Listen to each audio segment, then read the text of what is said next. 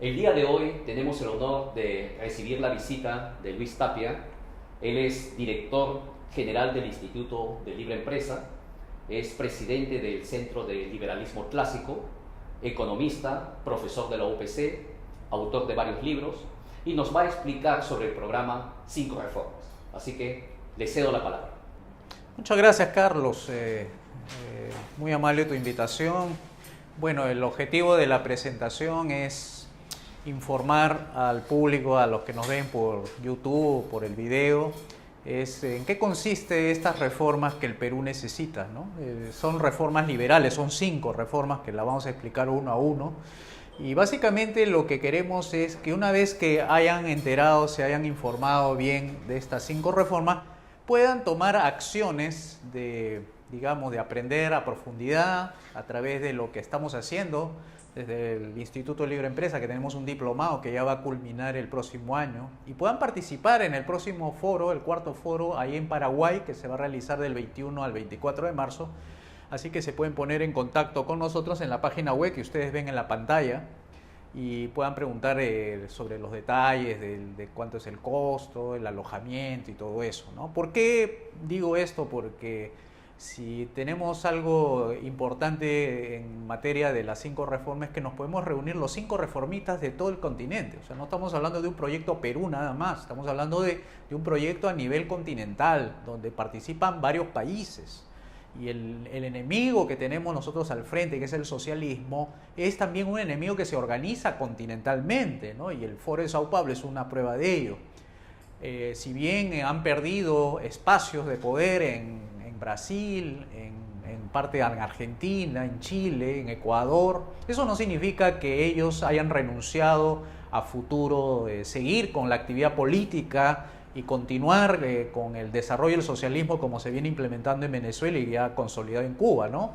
Sino que ellos también se están preparando para la próxima vez que tenga que existir una nueva elección. Ellos van a participar y de manera activa ya lo están haciendo desde ahora. Participan intelectuales, participan académicos, participan gentes de ONGs, participan incluso a profesores universitarios de famosas universidades acá en Lima. Entonces no estamos hablando de un enemigo que se queda ahí de brazos cruzados esperando que termine el periodo de gobierno, sino que ya desde ahorita están preparando su terreno para tomar el poder dentro de poco. En el caso peruano, la situación también está, digamos, en una posición muy difícil, ¿no? Ya hemos tenido un referéndum hoy día donde se ha dado ya a conocer de la famosa resultado del sí, sí, sí, no, lo cual es un plebiscito para el gobierno, es decir, le está dando una carta blanca al gobierno para que pueda realizar no solamente reformas políticas, sino también reformas económicas.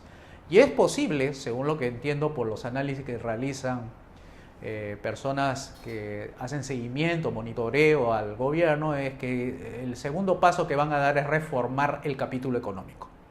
Y este capítulo económico es lo que le ha dado la prosperidad al Perú, por lo menos hasta lo que conocemos en sus niveles actuales, que ha descendido la pobreza extrema de 58% a 22%. Ha sido posible por este marco institucional que nos ha brindado desde el año 93, a partir de la Constitución, que es posible que el Perú haya tenido los niveles de progreso, ¿no? Y que nuestros hermanos venezolanos, así como colombianos, españoles, estén viniendo al Perú porque encuentran una cierta oportunidad aquí en el Perú, gracias a este marco institucional de la limitación de los poderes desde el artículo 58 para adelante.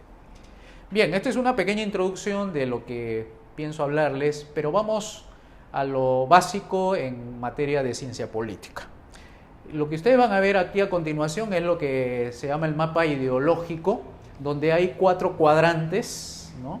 Y los cuadrantes están organizados desde menos individuo a más individuo y menos Estado, y desde menos democracia a más democracia. Este mapa ideológico es de un hermano venezolano, Marco Polesel, que él es que ha elaborado esta infografía, donde nos muestra los cuadrantes, ¿no? Este es el cuadrante, digamos, donde las libertades individuales y la democracia está más consolidada, y las corrientes ideológicas que ustedes ven aquí, está el liberalismo cristiano, la democracia liberal, el liberalismo, la democracia cristiana, la centro derecha, los liberales, los conservadores, que son los que dominan este espectro, ¿no? Cuando uno pasa de este espectro a este espectro, Lo que se está modificando básicamente es que la importancia del individuo va reduciéndose y va cobrando mayor importancia es el Estado, pero manteniendo todavía los niveles de democracia representativa, ¿no?, en estos niveles de aquí para acá.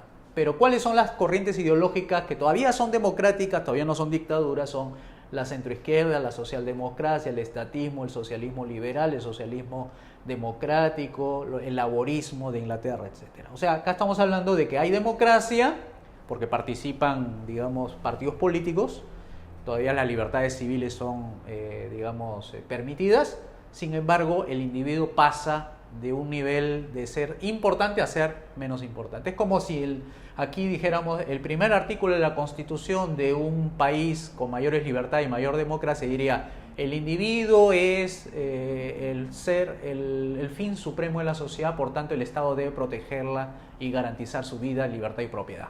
Pero cuando tú te pasas a este nivel de aquí, otro cuadrante, ya cambia la primera Constitución. Ya no diría eso que acabo de mencionar, sino diría: el Estado es el fin supremo de la sociedad, por tanto todos nos debemos a respetarlo, obedecerlos. Y entonces ya el individuo dejó de ser el fin supremo, sino el Estado. Y cuando la Constitución cambia en ese primer punto, ya el gobernante de facto se convierte en el ser más importante de una sociedad. El decir Estado es como dijera Luis XIV: el Estado soy yo. Entonces es peligroso, no solamente porque las ideologías lo difunden, lo esparcen, lo educan, capacitan a la gente, sino que una vez ya implementado una constitución, es bien difícil cambiar una constitución. Todos los que están del espectro para abajo, estamos hablando ya cuando ya la democracia deja de ser la forma de gobernar. Ya esto podría ser ya dictadura. Ahora bien, no la dictadura, no solamente hay dictaduras de derecha, que es esta parte de acá, hay dictaduras de izquierda. Estamos hablando ya del socialismo duro, el comunismo, que hasta podríamos hablar de Sendero Luminoso, podríamos hablar del fascismo, el nacionalsocialismo, y acá habríamos que señalar que si bien no es comunismo desde el punto de vista económico, pero sí es un capitalismo autoritario, tipo Pinochet. O sea, se hace libre mercado, pero las libertades civiles y políticas están restringidas. No hay partidos que compiten para tener el poder, sino que es un gobernante de facto, que es el que finalmente gobierna, pero bajo un marco de reglas de juego abiertas y libres para que la gente pueda hacer empresa. Pero de ahí no pasa más. Ese es caso Singapur, Chile, algunos tigres asiáticos que tienen bastante el régimen jerárquico del Estado en la vida política, no en la vida económica. Bien, entonces, ¿cómo lo trasladamos esto en un marco nada más de dos, de izquierda a derecha o de derecha a izquierda? Bueno, si vemos lo que es el espectro político del Perú desde el año 2017, todos los partidos políticos que están en oferta en estos momentos, que se ofrecen, digamos, para gobernar, ideológicamente estarían en el cuadrante del izquierdismo. O sea, tú dirás, PPK es de derecha, sí, pero es la derecha de la izquierda. No es la derecha que estamos hablando aquí. La derecha está vacía en el Perú. O sea, ni siquiera hay partidos de centro. La mayoría del espectro político está jalado a la izquierda. Por eso vas a encontrar mucho en el lenguaje popular el socialcristianismo, el socialdemocracia, los progresistas, los reformistas, la centroizquierda. Ese lenguaje es muy común en el Perú. Pero tú no vas a encontrar partidos que te defienden pues de forma abierta las privatizaciones, las desregulaciones, la gente te habla de la empresa privada y que ganar y que hacer dinero es normal, es bueno, ¿no? Sino que en cierta manera está condenada, perseguida a través de impuestos, regulación. No, al empresario no se le puede tener en libertad porque hace daño al público, etcétera, etcétera. Entonces, todas estas ideologías en las que combaten este tipo de regulaciones no existen. O sea, no hay este espacio cubierto. Todo lo que tenemos en oferta política es izquierda. Menos izquierda, que es la que está acá, más izquierda, que es Sendero Luminoso, Patria Roja, todo eso. O sea, el Perú se encuentra hacia la izquierda, por más de derecha que puedan decir acerca de PPK, PPC, etc. ¿Ya? Para que conozcan un poco este espectro ideológico. Bien, entonces decía que nosotros en el Perú nos encontramos prácticamente hacia la izquierda toda la oferta política, o sea, oferta de derecha no hay. Y la derecha que supuestamente la gente cree que existe es la derecha de la izquierda, ¿no? ¿Por qué? Porque todos los partidos que nos ofrecen sus idearios son de este tipo, de la izquierda, del socialista, reformista, centroizquierda, lo que le llamamos los caviares, que es este grupo de acá de la centroizquierda, el socialismo, y bueno, ya al extremo, pues que ya ustedes conocen, del Sendero Luminoso, Patria Roja, todos aquellos que salen a bloquear pistas, carreteras, que quieren cambiar la Constitución, donde está Verónica Mendoza y compañía, todos los que dominan la agenda política, por ponerle el caso de los temas políticos, lo maneja, es la agenda izquierdista. Pero aquí, que es lo que yo me voy a dedicar a explicar de aquí para adelante, donde no hay una democracia liberal todavía consolidada, apenas se ha abierto algunas entradas, digamos, para hablar un poco de democracia liberal, digamos, ¿no? O sea, hablamos de democracia liberal como gobierno limitado, que eso no es lo que ofrece ahorita los partidos. Lo vamos a ver a continuación, por eso que vamos a hacer énfasis en esta parte que es el ideal desconocido, como decía Ayn Rand, ¿no? En su libro. Vamos a ver esto de manera más desarrollada, así que no perdamos de vista que esto es lo que yo voy a hablar, y esto ya ustedes lo conocen por defecto, porque lo han escuchado en los análisis de los comentaristas políticos, son todos enfocados en este espectro. O sea que si ellos dicen yo soy de derecha, acuérdense bien que la derecha es dentro del espectro de izquierdista. Vamos a hablar a continuación de esto. Para que vean que no es teoría lo que estoy hablando, sino que la evidencia empírica acerca de por qué el capitalismo, que es un sistema económico que funciona dentro de un marco de libertad, es que pongo dos países que representan cada uno en términos reales lo que es capitalismo por acá y lo que es socialismo por acá. Comencemos con la población, que en Cuba son 11 millones y en Singapur son 4. Y el PBI, entendido como el medidor de la riqueza de un país en términos de bienes y servicios, en Cuba producen en términos de bienes 68.000 millones de dólares. Un país con menos población y es más pequeño territorialmente, produce en riqueza 297.000 millones de dólares. Con menos gente producen más riqueza que con más gente, ¿no? Lo que se quiere decir es que si tú lo mides en términos de repartición de riqueza de manera equitativa, el valor que recibiría cada cubano sería algo así como 6.000 dólares. Pero ya sabemos que ellos no reciben 6.000, sino que el gobierno recibe la mayor parte y un pedacito es para ellos. Pero miren cómo de forma desigual reciben en promedio cada singapurense 55.000 dólares en términos de riqueza. Es decir, ¿esto equivale a qué? Casa, educación, alimentación, servicios que puede ser de medicinas, educación, entretenimiento, que si tú sumas todo lo que pueden ellos gastar es esta cantidad, 55.000 dólares al año versus 6.000, que ya sabemos que esto dentro de estos 6.000 se llevará un 90 o 80% el gobierno, el resto es para la población. Por eso que dicen que los cubanos viven con 60 dólares al mes. Es el caso de un hotel en Cuba. El hotel paga por trabajador algo de 500 euros, porque la mayoría de inversiones son de España, en la isla de Cuba. ¿Y cuánto es lo que recibe el trabajador de esos 500 euros que le paga? Diferente, el dueño del hotel le paga al gobierno para que el gobierno a su vez le pague al trabajador. De esos 500 euros que le paga al Estado, el trabajador cubano solamente recibe 50 y el Estado se queda con 500. Para que vean el nivel de pobreza que hay allá, a pesar de que él paga, ¿no? Le dice, mira, acá está. Pero como yo no le puedo pagar directamente al trabajador en su cuenta privada en un banco, porque está prohibido, no es permisivo, sí le doy al gobierno para que le pague al trabajador. Pero el trabajador, ¿cuánto recibe de esos 500? Solamente 50. Y con eso se tiene que conformar a vivir. La expectativa de vida anda por ahí, ambos. La mortalidad es menor en el caso de Singapur.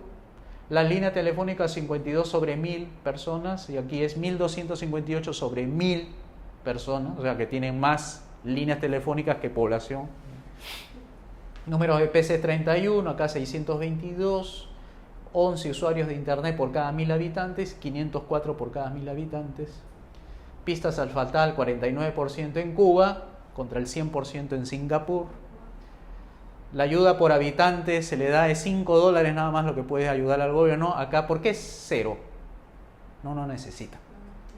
Son tan ricos que no necesitan una ayuda del Estado, ¿no? Bueno, 4 millones de fuerza laboral, 78% constituido por fuerzas del gobierno, y acá son 2.9 millones de 4 millones, o sea, es más del 80% que son privados, ¿no? Etcétera. Estos son los niveles de productos que exportan, y estos son, ¿no? O sea que un país más pequeño produce más riqueza. O sea, no es un tema de raza, no es un tema de cultura, no es un tema de localización, no es un que él tiene el mar y yo no tengo el mar y por eso él es más desarrollado. No, aquí estamos hablando de una ciudad-estado, ¿no? Es el sistema de gobierno lo que cambia todo. Y para pasar al tema ya peruano, esto es una comparación de constituciones, de dos constituciones básicamente, el 79 contra el 93. Y miren los resultados económicos a partir del cambio de leyes en el Perú. Cuando se promulgó la penúltima constitución fue el del año 79. Y esta constitución que se aprobó en el año 79 era una constitución socialista, ¿ya? Y el PBI que producía era más o menos 158.000. 10 años después de la implementación de la Constitución, el año 89, prácticamente el PBI seguía siendo igual. O sea, en progreso no había diferencia poca, unos 1.000 millones.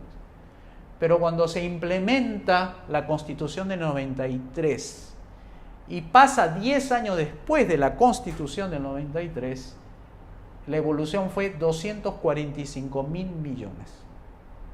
O sea, 10 años después de la Constitución del 93. 21 años después de la Constitución del 93 pasa de 245.000 a 574.000 millones de soles. O sea, miren la diferencia entre esto y esto. ¿Por qué pasa algo de 159.000 a 245.000? Es simplemente cambio de reglas, cambio de leyes. O sea, las leyes de aquí son las leyes buenas. Las leyes de aquí son de las leyes malas. Con leyes malas produce menos riqueza. Con leyes buenas produce mucha riqueza. ¿Qué es una ley buena? Es una ley que le permite a la gente explotar lo mejor de sí. Es una ley buena. Sacar lo mejor de la persona. Esa es una ley buena. La ley mala que saca de la persona, lo peor de la persona. ¿Y cuáles son esas leyes que sacan lo peor de las prohibiciones? Por lo general las prohibiciones sacan lo peor de la persona. Le dice, no hagas esto y hace eso, ¿no? Entonces, las prohibiciones no funcionan.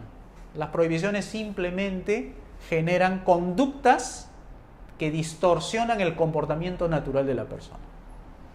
Entonces ya ustedes entenderán la informalidad, el narcotráfico, la falta, la pobreza, la falta de oportunidad. Esas son conductas que han sido reguladas, controladas y que no permite sacar lo mejor de uno. La ley buena saca lo mejor de uno y ahí ven los resultados. Crecimiento promedio con las leyes que prohibían a las personas, 0.7%, menos del 1% en términos de riqueza. Y cuando tú ves, cuando saca lo mejor de las personas, mira, 8.6, 9.3 de crecimiento promedio de la década. La inflación, algo que estaba en 67% en el año 79, 10 años después, crece a 33.983%, pareció el caso de Venezuela. Y ya está anualizado, anualizado. Y acá cuando se pone la ley buena en este caso del dinero, porque la inflación es producida por el dinero, este 2.3 y este 3.2 comparado, ¿qué cosa quiere decir la ley buena aquí? La ley buena quiere decir que acá se le pone límites al gobierno para que no siga produciendo más dinero de lo que se debe. Independizar al Banco Central para que no se guíe de criterios políticos y no malogre la moneda, ¿no? Porque el tema es que si tú malogras la moneda, haces perder poder de compra a la gente. Eso es ley mala. Ley mala es dejarle al gobierno que cree el dinero que se le dé la gana con tal de arruinar la economía popular. Esto. O sea, la idea de poca inflación es porque le has quitado todas las posibilidades al gobierno para que pueda malograr el poder adquisitivo de la gente. Y acá no, acá le dabas poder. Igual la tasa de desempleo, que era muy alta acá, baja en cierta manera, 20 años después. El número de huelgas, que era muy frecuente en el país, baja de 600 a 89, ¿no? Entonces, es decir, la pobreza país, ¿cómo cae? Que es lo que más, el indicador más, digamos, resaltante de todo esto, es como algo que estaba en cerca de 2/3, un poquito más de 2/3 de la población en línea de pobreza, haya bajado al 23%. O sea, estamos hablando de cambios cualitativos. Para que una persona deje de ser pobre, 2/3 partes de las personas dejaron de ser pobres. Para que 1/3 de las personas sea pobre. 1/3. De 2/3, 1. ¿Y eso fue porque ayuda del Estado? No, eso fue por crecimiento económico, crecimiento de la riqueza. Por esto ha sido. No porque ha habido más ayuda del gobierno. Porque por más ayuda que hubiera tenido el gobierno, no hubiera podido cumplir con la pobreza que era del 80%.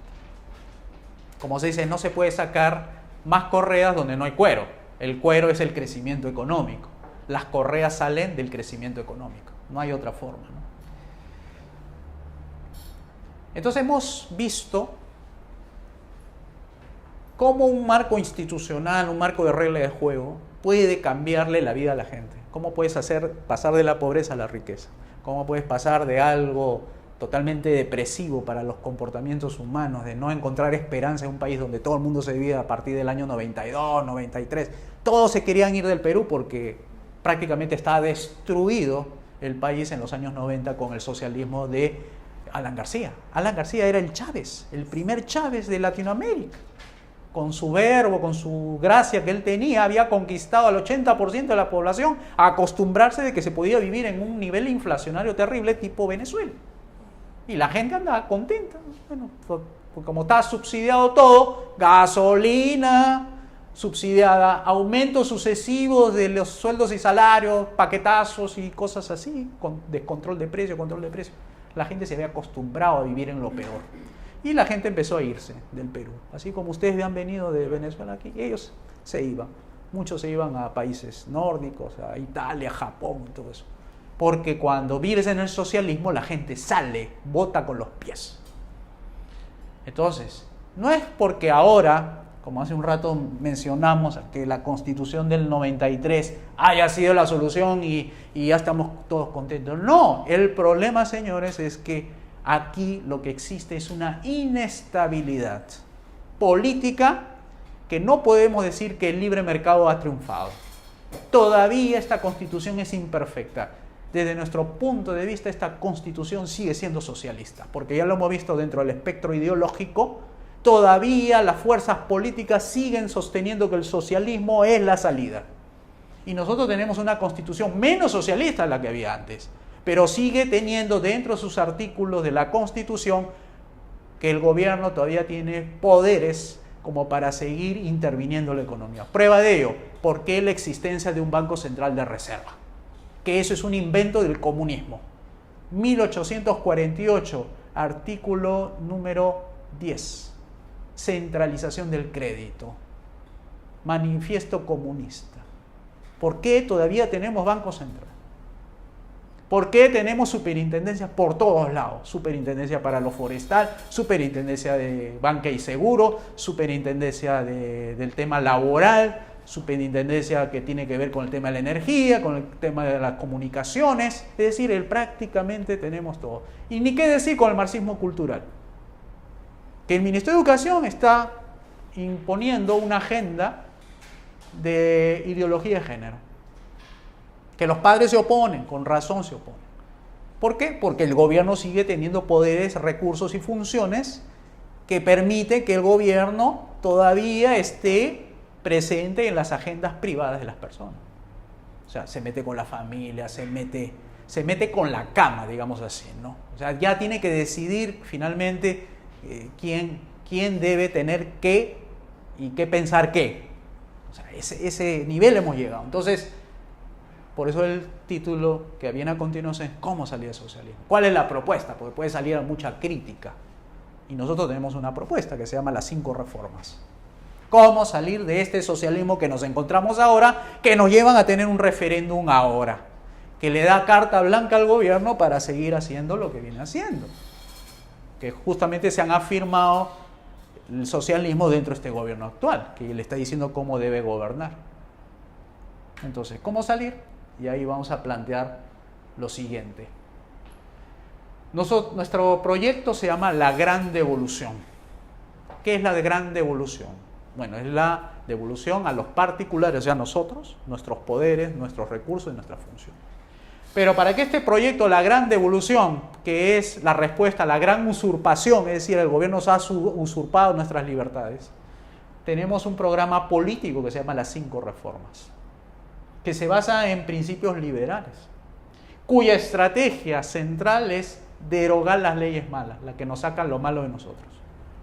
Y la táctica es cómo convertir eso en cuestión concreta, un número, tener el 66% de congresistas liberales, para que hagan la tarea de derogar ley y así restablecemos los principios liberales y se ponen en ejecución las 5 reformas.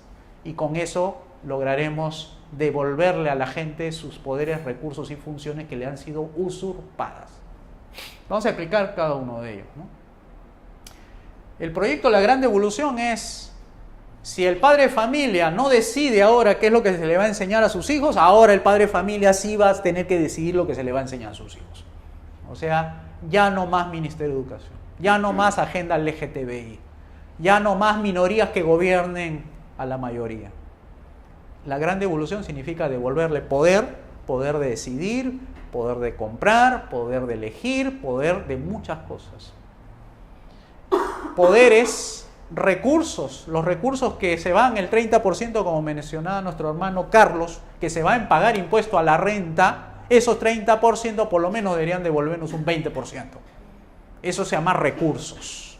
O sea, que la gente disponga de ese 20% del impuesto para uno, que significa tener que disminuir el gasto del gobierno. Y funciones. Las funciones del Estado ya no serían las que tenemos actualmente, que son 19 ministerios, y pasar a la reducción gradual de esas funciones, que serían 3 funciones: justicia, seguridad e infraestructura. El resto de las funciones es del sector privado. O sea, educación, privada. Salud, privada. Todo privado. Después explicaremos por qué se puede hacer eso. Porque pueden ahí saltar mucho y decir, pero ¿con qué plata se puede hacer esto? Bueno, vamos a explicar eso a continuación. Los 3 principios liberales son estos. Gobierno limitado. O sea, todo nuestro programa político se enfoca en desarrollar estos principios políticos. El mercado libre. Libre para poder poner lo que uno quiere, ¿no es cierto? Propiedad privada entendida como esa transferencia, esa disfrute, lo que se llama aprovechamiento y destrucción de lo que es de uno. Si eres un real propietario, podrías transferir, usufructar, disfrutar y destruir lo que es tuyo, ¿no? El mercado libre, como aquel sistema de cooperación pacífica que todo el mundo compra y vende, invierte, ahorra de acuerdo a sus criterios, etc.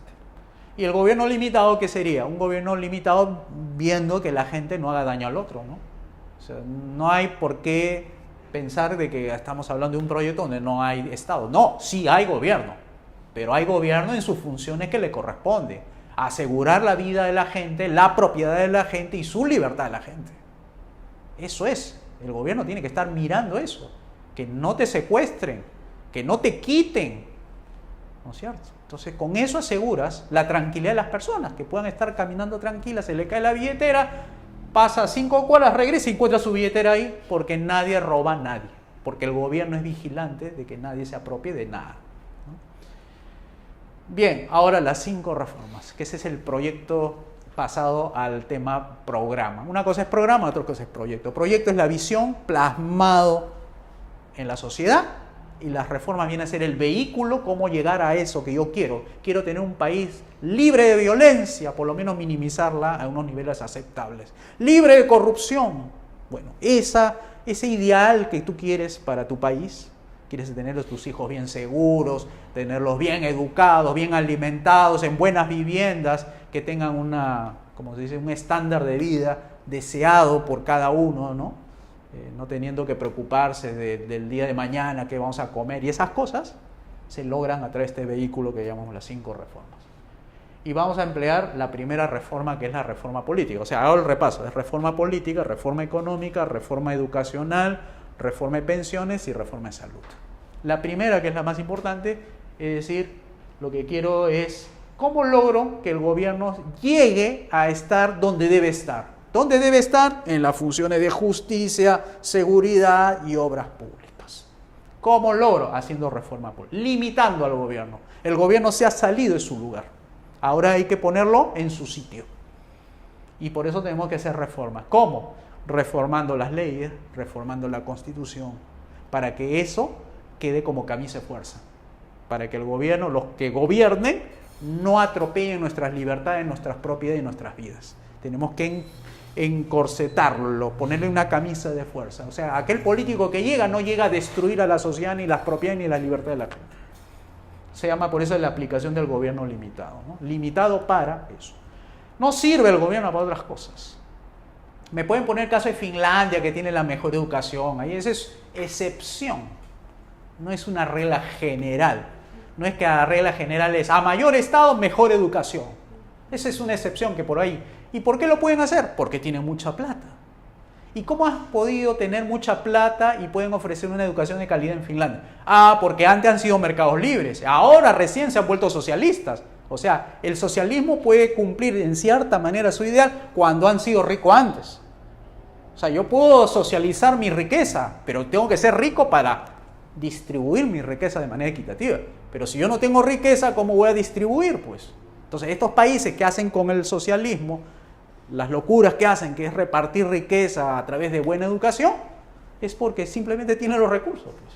Pero para generar los recursos, la riqueza, primero tienes que dejar que el sector privado cree la riqueza para luego distribuirla. Bueno, esto se logra a través de la reforma política.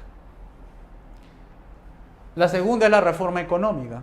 La reforma económica es la aplicación del principio del mercado libre, es decir, libre para comprar, libre para vender, libre para invertir, libre para exportar, libertad de consumo, libertad de importación, libertad de venta. O sea, la libertad es esa, ¿no? Entonces, el mercado libre entendido como que todos dentro del mercado, tanto de bienes y servicios como el mercado laboral, el mercado de capitales, el mercado de recursos naturales como el mercado del talento empresarial, puedan disponer de sus propiedades como mejor le parece. Es libre. Ahí no interviene el gobierno para nada. Solamente interviene el gobierno en un mercado cuando alguien le hace daño a otra persona. Por ejemplo, yo lo estafo a él, el gobierno entra porque el demandante le dice, señor, este señor me ha estafado. Entonces el gobierno interviene ahí y le dice, a ver, vámonos al Poder Judicial y vamos a ver el asunto entre ustedes dos. Pero no interviene en el tema, yo voy a regular a los dos para ver cómo se deben comportar. No, eso no estamos hablando. Estamos hablando, el gobierno interviene cuando hay daño a la propiedad, al honor, la dignidad, esas cosas intervienen. No interviene para decir cómo debes tú vender, comprar, invertir. Por eso que cuando dije al comienzo, ¿qué cosa debería hacer el gobierno? Solamente legislar, supervisar, cuidar ¿qué? Las vidas, las libertades y las propiedades. O sea, nada de superintendencia, nada de SUNAFI, nada de Ministerio de Trabajo, porque eso es regulación. Y ahí vienen las 3 reformas, la educativa, la de salud y la pensionaria. Esto es ¿cómo? A través del principio de la propiedad privada. ¿La propiedad privada de qué? De unos famosos vouchers, unos bonos que se refieren a unos cheques con nombre y apellido intransferibles. O sea, no se puede comprar ni negociar nada. Simplemente se le da en esta transición de pasar del socialismo al capitalismo, hay una transición de adaptación de la sociedad a la nueva regla de juego. No sé si recordarán el año 92, en noviembre, cuando el gobierno de ese entonces sacó un paquete legislativo de 300 normas. Y de la noche a la mañana se convirtió algo que era socialismo al 100% a convertirse en un mercado libre al 10%. Fueron 300 decretos legislativos donde se anuló todos los monopolios incluso Petroperú, toda esa información que había antes que no podía distribuir otra empresa salvo él, los grifos, todo que no se podía, entró Repsol, entró Telefónica, empezaron a las inversiones a fluir. ¿Por qué? Por un cambio legislativo. Bueno, esa transición de pasar del socialismo al capitalismo, van a haber acomodos y reacomodos. O sea, hay gente que van a salir de los actuales niveles de, digamos así, del Estado donde trabajan. Ministerio de Trabajo, como no va a haber Ministerio de Trabajo, van a pasar al Ministerio de Justicia o al Poder Judicial. Porque estos ministerios ya no van a existir. Ya no va a haber Ministerio de Educación ni Ministerio de Salud. ¿Qué vamos a hacer con la gente que trabaja para el Estado donde ya no debe existir más ministerios? Se van a quedar en el aire, dirían muchos. Se van a quedar, lo van a votar tipo Fujimori en los 90. Chao, vete y ya toma tu liquidación, todo eso. No. Lo que pasa es que en el Perú hay mucho déficit en justicia. Por ejemplo, no es posible que un juez pues tenga que despachar como más de 100 expedientes. ¿Eso por qué es? Por falta de jueces. El Poder Judicial es el menos pedido aquí. Bueno, esa reforma judicial, que es la reforma política, va a dar lugar de que mucha gente que está en los ministerios pasen a la reforma judicial, o se pasen al sector justicia. El otro grupo pasará al sector defensa, el interior, marina, no sé cuánto. El otro grupo de los pasarán a los ministerios de transporte, comunicación, de que ve infraestructura. De repente va a quedar algún remanente por ahí. ¿Qué vamos a hacer con ese remanente? De la gente que de todas maneras van a salir porque ya ni entran o porque ya no hay más, digamos, puestos donde ubicarlo. Se les regresa a su casa con su sueldo y que vivan con su sueldo, pero ya no más va a haber las funciones de lo que regulan, lo que impiden hacer mercado libre. ¿Para qué se hace eso? Para hacer que haya una ebullición, un surgimiento de inversiones pequeñas, grandes, de todas partes del mundo y se le diga, ¿cuál es el país más libre de invertir? El Perú, porque cuando alguien invierte no le pides ningún tipo de regulación. O sea, es libre para yo puedo venir con mi capital y ponerlo así, venga de Chile, de Ecuador, de Polonia, de Singapur, venga a invertir. Sí, lo único que se te va a pedir nada más es tu identificación. En cualquier parte sí puedes ponerlo. ¿Y cuánto es el impuesto? Bueno, 10%.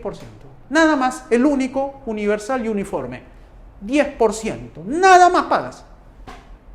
Ay, entonces dice, bueno, si yo comparo en el mundo, ¿cuál es la cancha que está más libre? Es la peruana. Entonces todas las inversiones, tú sabes que en Wall Street todo el mundo se entera de lo que ocurre en los países. Y los bancos de inversión empiezan a pasarse la boya en el Perú, hay cancha libre para invertir cualquier cosa. Y llegan. Y además, las inversiones no necesariamente tienen que ser extranjeras, las peruanas. Aquellas, las peruanas esas que no le permiten tener bancos, porque tienes que poner 14 millones de soles de capital mínimo, cualquiera va a poder poner un banco. Se asocia con otra persona y pone un banco que sea con un capital de 40.000 soles, pero funcionará en una manzana. Pues. Pero ahí están los capitales, pues, de los mayoristas de frutas, esos que no pueden, que están ahí con su dinero, que lo tienen en una caja llena de dinero dentro del mercado de frutas, ahí ese puede poner su banco. Mamani Bank, por poner un nombre, ¿no? O sea, no va a haber impedimento para cualquiera que haga negocio. Aquel que tiene su cajita lleno de chicles que venden en los micros, ese va a poder ser empresario y va a poder tener acceso a cualquier préstamo bancario, porque los préstamos bancarios no tienen que ser como ahora, pues que te piden garantías de cosas de los bancos, porque es costoso la actividad bancaria, porque hay que regular mucho, ¿no? Bueno, esta plataforma que estamos poniendo a la reforma solamente son para aquellos pobres que no se pueden sostener por sus propios medios, que es una cantidad ínfima. Para que financien, la preocupación de todo padre, de familia, es la educación, que no le falte educación. Si se enferma ya sabe que tiene un cheque que va a estar a su disposición en caso de se enferme, para el tema de salud y para el tema de pensiones, para aquellos que no pueden ni pagarse o no han tenido ni para oportunidad de poder ahorrar para tener una pensión en el futuro. Solamente esto va a ser transicional, porque va a haber tanta ebullición de riqueza que le da vergüenza recibir esto. Además, si consigue empleo en el sector privado, esto se cancela. O sea, no tendría sentido que reciba dos ingresos, uno del Estado y otro del sector privado. No, simplemente esto es para los más pobres. El resto va a encontrar trabajo, porque va a ser tanta el shock productivo que van a ver cómo es un tema de efervescencia, ¿no? Diría yo. Bueno, las 5 reformas que busca, ¿no? Eso es el objetivo final. Busca un país moderno, libre, rico, con los mejores niveles de seguridad, que ese es lo principal, ¿no? Que el enfoque es que si yo hago estas reformas, voy a conseguir esto. Sin seguridad nadie invierte. Sin justicia nadie invierte. Sin infraestructura, peor. Teniendo los niveles de ingresos para generar las condiciones necesarias para que puedan contratar educación y salud privada. Esas son las 5 reformas. Entonces, entrando ya a las definiciones, ¿cómo sería la reforma política? Que el gobierno esté limitado a tener buena justicia, seguridad, obras públicas, con la calidad en los poderes de recursos necesarios para cumplir. En la segunda reforma económica es prosperidad e ingresos altos, ¿no? O sea, que eso es lo que buscan, la prosperidad e ingresos altos, ¿no? No es empleo, porque empleo es el medio. El fin de toda persona es tener ingreso, no tener empleo, porque si es de tener empleo o tener que trabajar para tener ingresos trabajar para tener ingresos, va a preferir no tener y recibir ingresos, que es la lógica, ¿no?, de las personas. Y la educación son los vouchers, ¿no?, que se financiarán en lugar. Porque ahorita, ¿qué es lo que está pasando? Que ahorita todo se financia por la oferta. Es decir, el Estado contrata a los maestros, el Estado pone los colegios, el Estado hace eso. Pero acá, ¿cuál es el financiamiento? Es decir, yo le doy a los padres de familia, a los más pobres le doy un cheque. Y ellos van a decidir qué colegio se van a matricular. ¿Y qué va a elegir un padre de familia? Lo mejor va a elegir. Le van a decir, este colegio enseña mejor que ese. Entonces, la condición para que existan colegios va a ser que el colegio sea el mejor de todos. ¿Qué va a pasar con aquellos que no reúnen la cantidad de cheques necesarios? Va a tener que cerrar, pues, porque no va a tener con ese cheque que significa, yo recibo como director estos cheques para yo pagar con esos cheques, ¿qué? Mis cuentas, ¿no? Pago los profesores, pago el agua, la luz, el teléfono, con esos cheques, porque esos cheques, una vez que me voy al Banco de la Nación, lo convierto en soles y con esos soles pago. Pero esos cheques, ¿de dónde salieron? Del aporte de todos los padres de familia que confiaron en que mi colegio es el bueno, es el mejor. Aquel que no tiene cheques no reúne los ingresos, y si no los reúne los ingresos tiene que cerrar. Entonces, ¿qué está diciendo? ¿Quién decide ahí qué colegio debe quedarse y qué colegio debe irse? Los padres de familia, pues, que son los mejores que saben. Así es en el caso de los colegios. O sea, estos cheques pueden funcionar para el sector privado, ¿eh? O sea, se puede hacer eso. O sea, se puede hacer. No necesariamente tiene que ser colegios estatales. Veamos que es así, ¿no? Que puede ser mixto, puede ser colegio privado, colegio estatal. Yo preferiría que sea puro privado y que el padre de familia escoja los privados. Los estatales se cierran o se privatizan, si quiere. O sea, todos los colegios estatales se componen de tres comunidades. La comunidad de profesores, la comunidad de directores y la comunidad de padres de familias. Ellos tres organizan los colegios. Entonces, lo que haría un gobierno antes de cerrar los colegios estatales es entregárselo en propiedad privada de ellos. O sea, ok, ustedes quieren ganar más, tener más ingresos, mejorar todo, ok, le transfiero todo a ustedes. Ustedes decidan cómo se organiza. Si tienen que contratar una empresa que le gestione, contratarán. Si ustedes mismos lo van a gestionar, lo gestionarán. Usted tiene la libertad para poder hacer. Esta es la infraestructura. Le estoy dando todos los poderes, recursos y funciones para que ustedes contraten y hagan todo. Y ustedes mismos van a decidir si el colegio lo tienen o lo venden. O lo contratan, como le dicen, un terciario, ¿no? O sea, subcontrata para que le gestionen la empresa. O sea, el colegio, le da toda la infraestructura. Igual en el tema de la salud, igualito, al mismo financiamiento. Los colegios hospitales, igualito se privatiza. Bien, ¿cómo es el esquema político? Que ese es el punto, digamos, de, ya ok, usted me está hablando de la parte, la propositiva, pero ya aterricemos cómo se logra esto. El tema es opinión pública. O sea, cuando digo opinión es la opinión tuya, de cualquiera de ustedes, que yo tengo que explicar bien en qué consisten las 5 reformas. Si yo tengo la opinión pública a mi favor, inmediatamente se va a constituir un movimiento. Movimiento, no es partido, pero sí movimiento. Un movimiento puede constar de partidos o no, con partido o sin partido, pero es movimiento. Se moviliza la gente ¿para qué? Para lograr mandar gente al ámbito político, al ámbito congresal, donde ahí se decide todo. O sea, quien puede cambiar las reglas de juego es el Congreso, que esa es la parte táctica. Porque yo lo que quiero lograr es ¿cuál? Mediante la estrategia de derogar las leyes. Porque las leyes es lo que nos está empobreciendo. O sea, si el socialista mira siempre es donde yo puedo afectar las libertades con las leyes. Todos los socialistas que ve, regulaciones, reglamentos, dispositivos, ordenanzas, o sea, ese es su ámbito de, quieren capturar el poder y capturar las leyes, ¿no?